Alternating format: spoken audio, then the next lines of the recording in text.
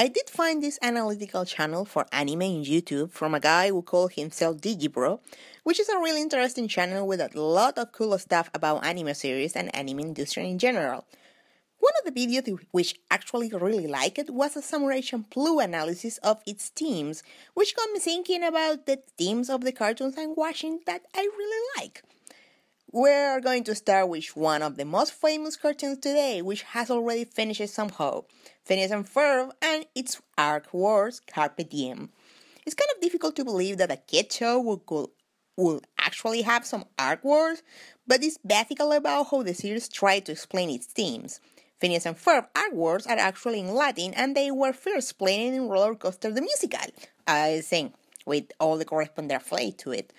But different with other series, Phineas and Ferb do not say too much the arc wars and instead focus on showing what Carpe Diem actually means.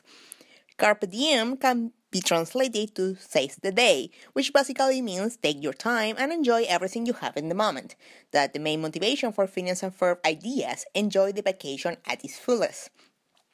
But one of the most unique aspects of the series about this theme is the fact that enjoy the present also means do not rush to the future. The characters from Phineas and Ferb are usually punished by karma when they want to grow up too fast.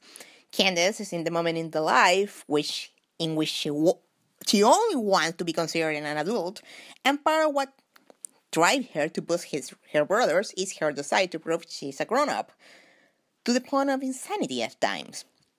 But since she's a teenager, the show tends to try to remind her that she's still not an adult, and that's a good thing.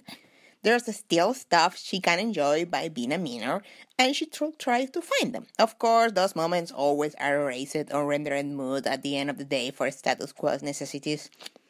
There's also Isabella, which her motivation is getting romantic with Phineas way too soon, and the show by karma continuously foils her into taking some time into that. After all, she's just 9 years old. She still has other 9 years to get intimate with Phineas, and she eventually do it. 9 years and later.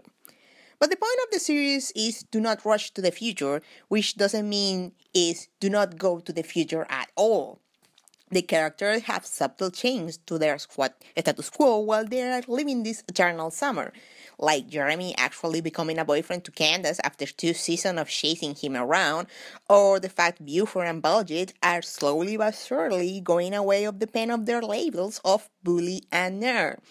There's also the fact, for example, that Vanessa changed boyfriends during that time and her relationship with Monty got inconclusive despite all the drama that could have if they decided to continue. Even with the Oka files, it's very probably that they never used the possibilities of the tension of their relationship, going with the theme that by adding that change is not an story arc, but something that gradually happens. But those are some of the examples about the continuity of taking time with growing up, because the series also punishes with karma anyone who doesn't want to grow up at all, which is Doofenshmirtz's main motive. You can see he has serious mental issues during the series, but his main problem is his refusal to own his own problems. His exaggerated backstories and his fixation with the success of his brother all stem from the desire to not see what is actually his fault and what he can actually do to become a happier and a better person. He has the drive and the motivation, especially when we talk about Vanessa, but he's scared of having ownership of his future. And while it says the day is the main theme of the series, Phineas and Ferb also understand that their kids are privileged in the grand scheme of things. In Across the Second Dimension, Phineas, Ferb, and Candace become trapped in a dystopian parallel dimension in which they meet a Candace who has no choice but grow up fast.